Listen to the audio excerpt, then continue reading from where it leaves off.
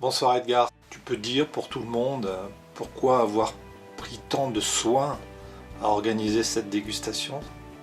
Parce que je voulais savoir si vraiment maintenant les deux nouveaux promus, premier grand cru classé A, s'ils sont vraiment au niveau de Ozone et de Cheval Blanc. Et pour ça, on a fait sur les dernières millésimes, sur les 7 dernières millésimes, pour savoir si ça vaut la peine, qu'ils sont aussi premiers grands crus comme les autres. Et avant de commencer cette dégustation, quel est ton état d'esprit? Comment tu penses qu'est-ce que tu imagines qui peut se passer? Ouais, moi je pense que Cheval Blanc et Angelus vont être devant. Comment tu peux nous expliquer ça? Je pense que c'est plus fin, c'est plus rond, c'est plus fruité que Ozone et puis Pavie. Pour moi, c'est un peu too much. Good evening, Michael. What do you expect? In fact? Yeah, I'm very excited about this tasting, and we normally just do two comparison match plays at this time of the year.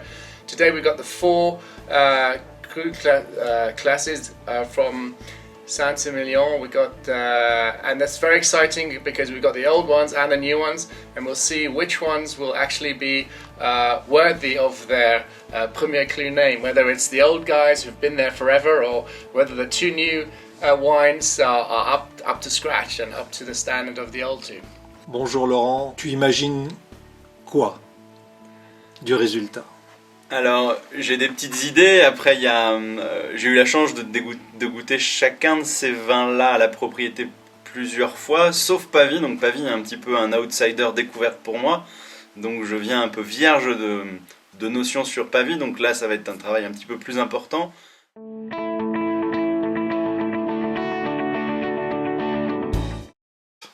En conclusion, c'est clair. Ni Angelus ni Pavie devaient être premier grand cru classé A. Alors pour moi, Ozone ce soir en moyenne 19 points sur 20, Cheval Blanc 18, Angelus 17 et Pavie 15. Ça veut dire pour moi les deux ne valent pas premier grand cru classé A.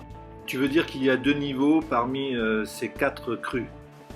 Pour moi, c'est toujours Ozone et puis Cheval Blanc quand même nettement meilleur que les deux autres. Pour quelle raison? Tu peux préciser un peu plus ou... Alors, pour quelle raison? Déjà, Cheval Blanc et Ozone, surtout Ozone, pour moi, c'est quand même la finesse, la concentration, le fruit. Il y a tout qui joue, c'est la longueur. Et par contre, Angelus, et puis surtout Pavie, ça sèche en fin de bouche. C'est vraiment pas... Moi je le mettrais même pas premier grand cru classé B. Où en es-tu de tes considérations? J'avais des a priori, certains ont été confirmés.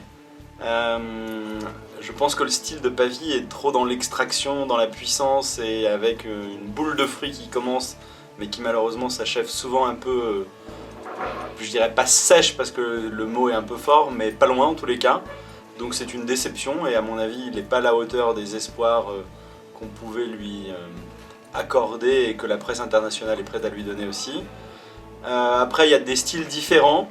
Il y a un vin qui est d'Angelus qui est intéressant parce que grand terroir quand même, dans ce qu'on arrive à déchiffrer des vins qu'on a goûtés sur les 7 millésimes, avec un nez intéressant et surtout un fruit qui est toujours assez équilibré. Un nez très intéressant, très comme les deux autres, quoi. Oui, il y a une certaine complexité, Ouais. subtilité dans le nez qui ne permet pas de l'identifier complètement au nez, alors que Pavie, normalement, dans les séries, on arrivait facilement à le trouver, ou presque à chaque fois. Et puis surtout, il y a ce côté fruits mûrs et vin assez savoureux, gourmand, mais tout ça avec une jolie trame et pas du tout de tanin rugueux, accrocheur ou même grossier. Toujours dans la finesse, donc c'est quand même un beau travail. Donc un vin qui mérite d'être suivi à mon avis à l'avenir. Et puis après, il y a deux vins avec des styles un peu plus différents. Il y a Cheval Blanc et Ozone. Ozone, je dirais peut-être un peu plus frais dans l'approche. Il y a le côté calcaire qui lui permet de mieux digérer les années très chaudes, mais toujours très rectiligne, très précis, très fin, du volume, mais il n'y a jamais d'exubérance ou de trop quelque chose. On est toujours dans la ligne du début à la fin, on est voilà, sur un bateau qui vogue et c'est très très très agréable, presque incrachable. Et cheval blanc, on pourrait dire il y a deux cheval blancs, on a eu une quinzaine d'années en arrière cette millésime.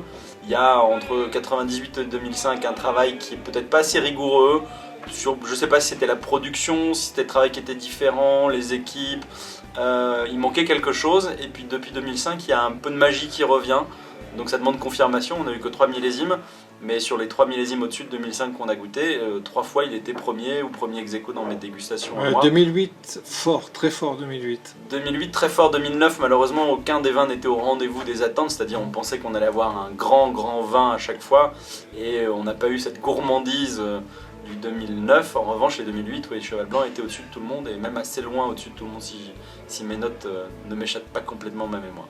3 hours Oh my later, God. we've tasted 7 vintages of 4 wines. Whew. But clearly, the result of the tasting is that certainly Pavie does not deserve to be at the same classement as Cheval Blanc and Ozon. Angelus is much better than Pavie, but probably still not quite at the level of Cheval Blanc and Ozon. Between those two, some vintages Cheval Blanc was better, some Ozon was better. Overall, I personally preferred the Ozon 03, which was absolutely delicious.